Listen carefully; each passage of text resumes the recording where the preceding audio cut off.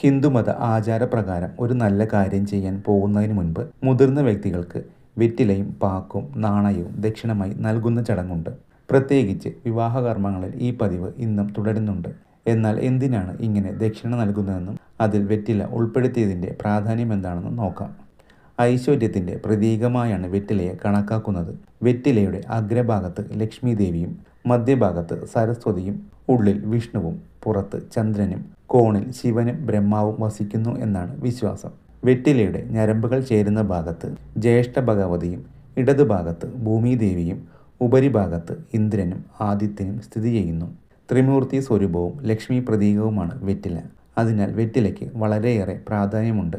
മറ്റൊരു ഇലയ്ക്കുമില്ലാത്ത പ്രത്യേകതകൾ വെറ്റിലയ്ക്കുമുണ്ട്.